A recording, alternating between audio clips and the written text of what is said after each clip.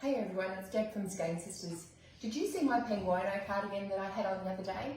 We have had so many questions about it that I thought I'd really like to run through the pattern and show you what I did and hopefully answer all those questions you might have so you can make one yourself.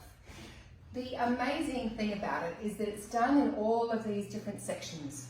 And what you do is you actually start off in this back panel, so all of this bit down here. I made mine a little bit longer because I am just that little bit taller than the average person. So I added about 5 or so centimetres. But the great thing is you just knit that panel as long as you want it to come down, say to about here. And from that point, everything else works off it. So you then start doing these fantastic welts. You move around the side, underneath the armhole.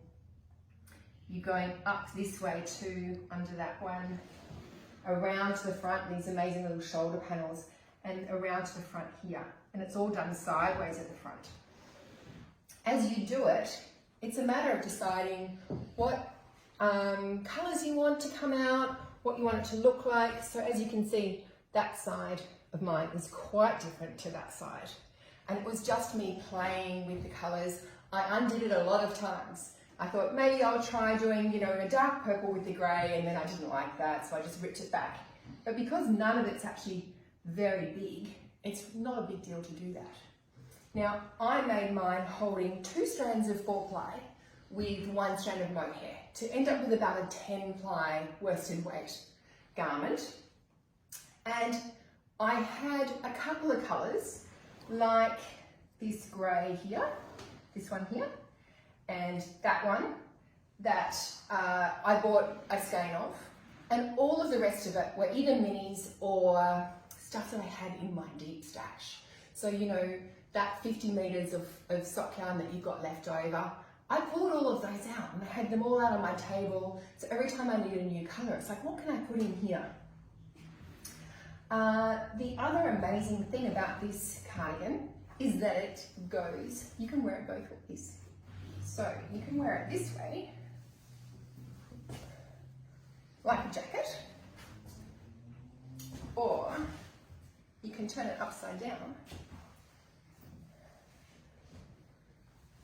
Oh, I need a hand.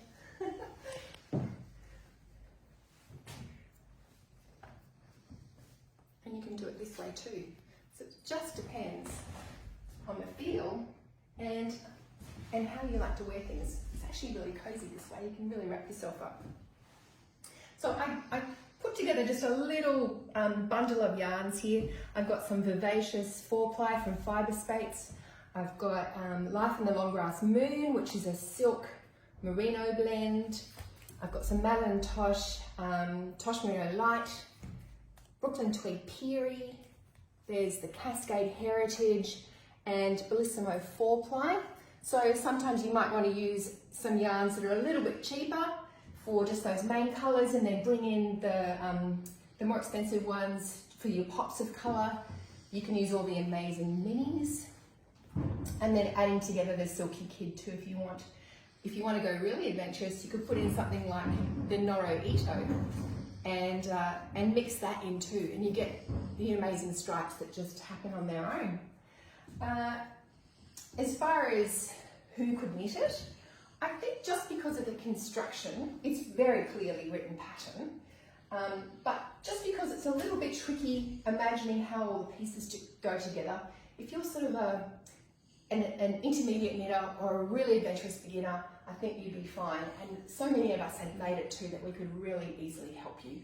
I hope that this has given you a little bit of inspiration. And we're always happy to put together colours for you too. Where can I find the pattern? Oh, the pattern is on Ravelry, of course. There are probably thousands of different versions of Penguono that you can have a look at. Some of them are super long, like a coat. Mine I wanted more like a jacket. And you can see them in the project section, all of the different sizes of people, colour type, hair colour, and so on. So you can just find someone who looks like you and go, that's what I want to make, one of those. So it's the Penguono by Stephen West? By Stephen West. Looks gorgeous. Thank you.